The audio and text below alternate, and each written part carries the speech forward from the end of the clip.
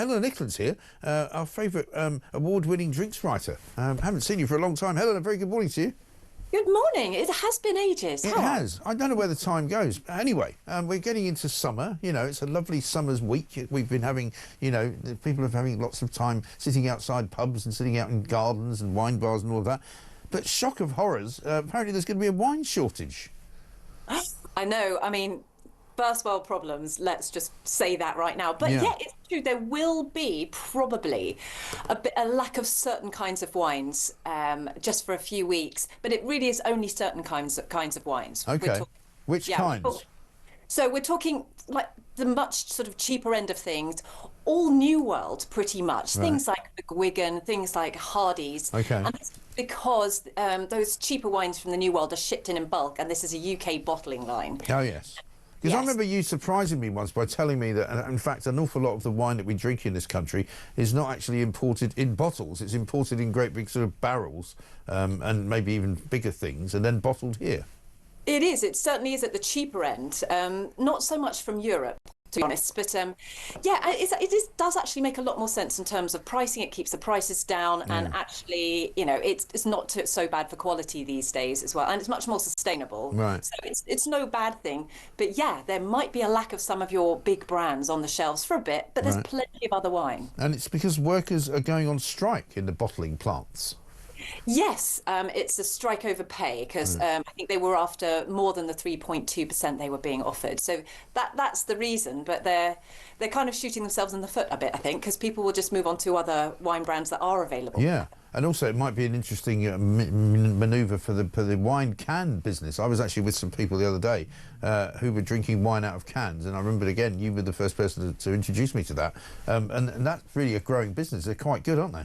Yeah, they've got a lot better. I mean, let's be clear, about 5 years ago, they were terrible, really kind of sulphurous and stinky and bad wine. Yeah, but now you can get some really lovely ones, and it's chill. Yeah. That's all good. And so what's the big thing this year? What's going to be the thing that people are going to be drinking this year that they haven't been drinking before?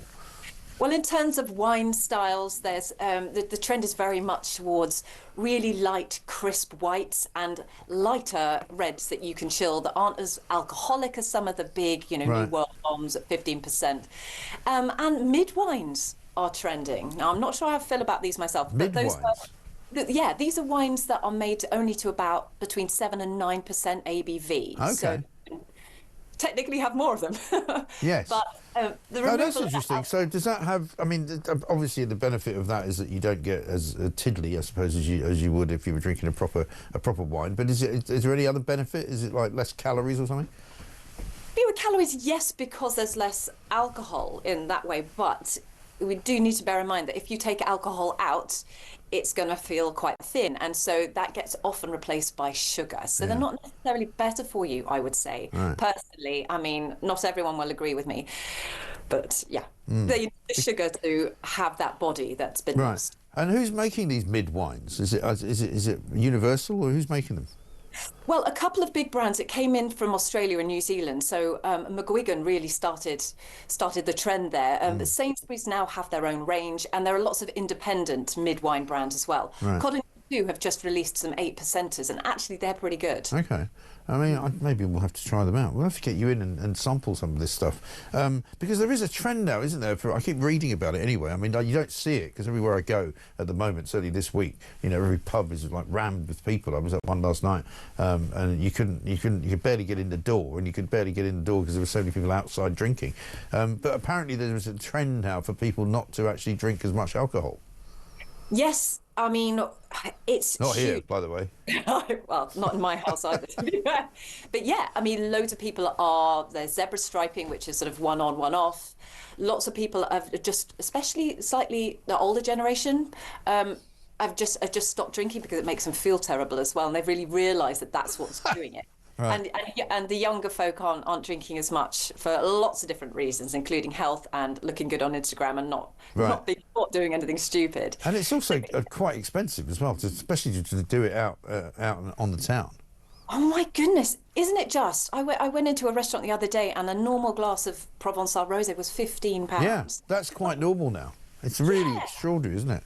Yeah, I mean, so it's no wonder that people are thinking about not drinking or choosing cheaper options. Yeah. Well, that's the thing. I mean, my son, who's up in Manchester, you know, keeps telling me that he finds these places up in Manchester, and I'm sure people will accuse me of being a bit Londonist here. But, you know, he's found a place where you can get a pint for £2.50 and a free pizza. And I was like, crikey, that's pretty good value. But, you know, down in London, you can't get a pint of any beer for less than about £8 now. I know, it's ridiculous. I mean, the VAT and the duty, all of those taxes went up massively on the 1st of February as well, which hasn't helped. Plus, there's been a glass bottle shortage, which makes glass more expensive. All the kind of, you know, and all the paperwork now we've got importing stuff. Everything's more expensive, and it's too much. So when do you think this bottle shortage is going to kick in then, as far as the next few weeks is concerned? Yeah, well, the strikes finish, I think, on the 5th of July. But so we'll be looking towards the end of this month. We might start seeing fewer New World cheapy wines on the shelves. So you know, maybe it's just great marketing. Maybe. You might want to go out and stock up on your favourite brands. There's always a box of wine as well, isn't there? They're quite big now as well. Yes, and they are, again, much better. I know than they used to be. We did a tasting not so long ago with some of the good box wines, and there are some really lovely ones now. No, cool. Well, listen, hopefully we'll see you soon. Maybe we'll have to organise something. We shall get onto that. Helena Nicklin, thank you very much. Have you got any projects you want to plug since you're here? Oh, well, there's my new wine course, which you are a member of. Of course.